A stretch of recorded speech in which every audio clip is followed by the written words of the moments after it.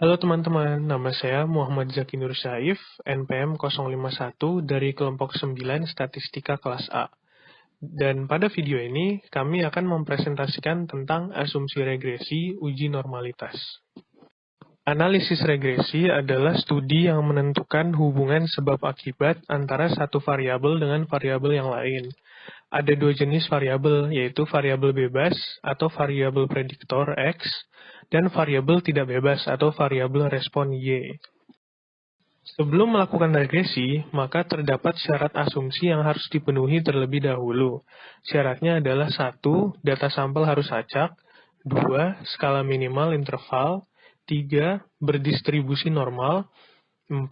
Tidak ada gejala autokorelasi, 5.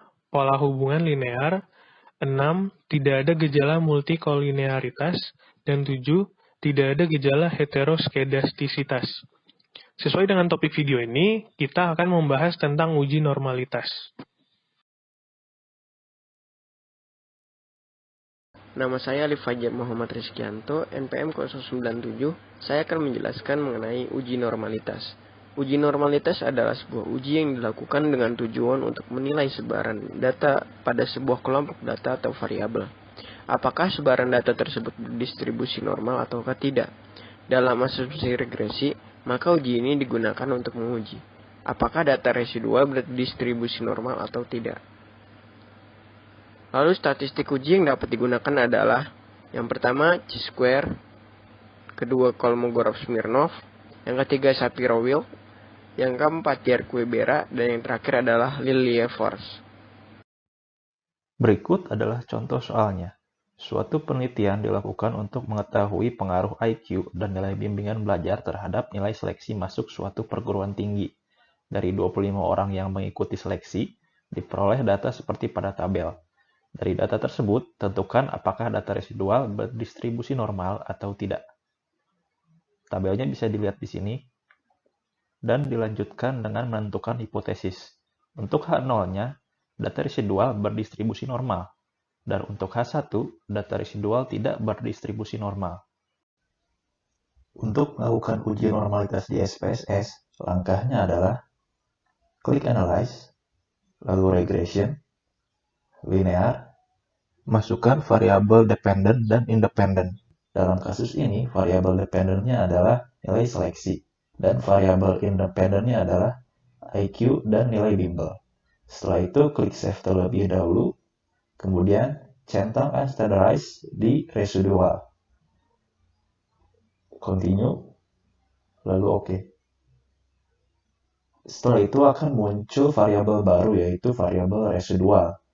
Kemudian dilanjutkan dengan klik Analyze, Descriptive, Explore. Lalu pada dependent list, masukkan variabel Unstandardized. Klik Plots terlebih dahulu. Lalu centang Normality Plots with Test.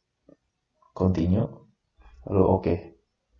Dan bisa dilihat pada output, pada bagian Kolmogorov-Smirnov, nilai signifikansinya adalah 0,2.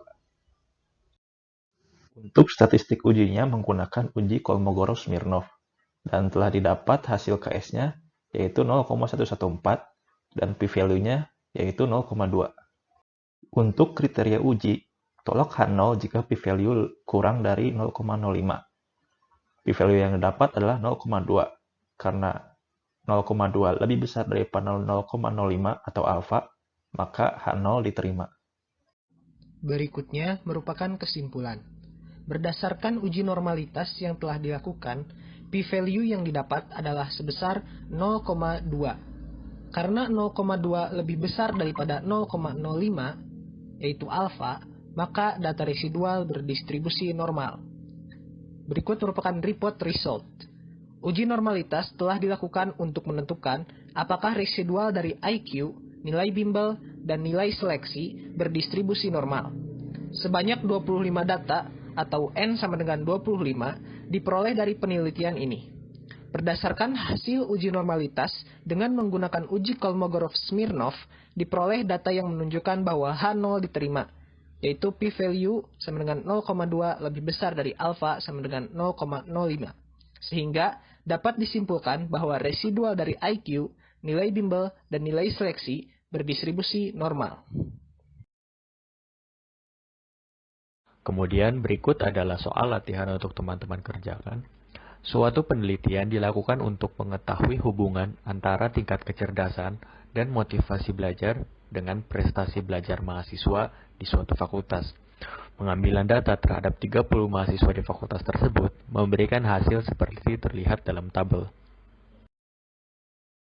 Silakan teman-teman input dan olah data berikut ini untuk menguji apakah data residual berdistribusi normal atau tidak. Sekian materi asumsi regresi uji normalitas oleh kelompok 9. Semoga video ini dapat bermanfaat. Mohon maaf apabila terdapat kesalahan. Dan apabila ada yang ingin ditanyakan, bisa langsung melalui kolom komentar di bawah atau menghubungi kontak yang ada di deskripsi video. Terima kasih.